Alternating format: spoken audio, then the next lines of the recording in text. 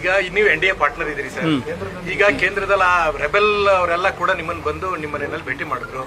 ಇಲ್ಲಿ ಒಂದು ವಿಂಗು ಬಹಳ ರೆಬೆಲ್ ಆಗಿ ಅವ್ರು ಯಾವುದೇ ಕಾರಣಕ್ಕೂ ಮುಂದುವರಿಬಾರ್ದು ಅಂತ ಹೇಳಿ ಇದೆ.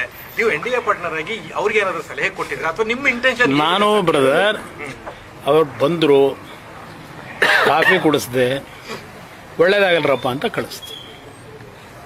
ಈಗ MP ಗಳು ಸೇರ್ತೀವಿ, ಬಸವರಾಜ ಬೊಮ್ಮಾಯಿ ಅವರು, ನಾನು, ಅಲ್ಲಿಂದ PC ಮೋಹನ್, ಸೀನಿಯರ್ ಲೀಡರ್ಗಳು ಸೇರ್ತೀವಿ.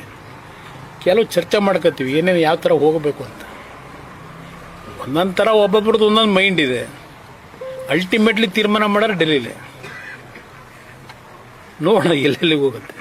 ಅದಕ್ಕೆ ಯಾಕಂದ್ರೆ ನೀವು ನಾನೇನು ಯಾವುದು ಬ್ರದರ್ ನಿಮ್ಗೆ ಹೇಳಬೇಕು ಅನ್ನೋದ್ರೆ, ನನ್ನಲ್ಲಿ ಯಾವುದೇ ರೀತಿಯಲ್ಲಿ ಸಣ್ಣತನ ಇಲ್ಲ. ಮುಕ್ತವಾದಂಥ ತೀರ್ಮಾನಗಳು ಮಾಡಬೇಕು ಅಂತಲೇ BJP ಜೊತೆ ಸಂಬಂಧ ಬೆಳೆಸಿದ್ದೀನಿ. ಕಾಂಗ್ರೆಸ್ನೂ ನೋಡಾಗಿದೆ.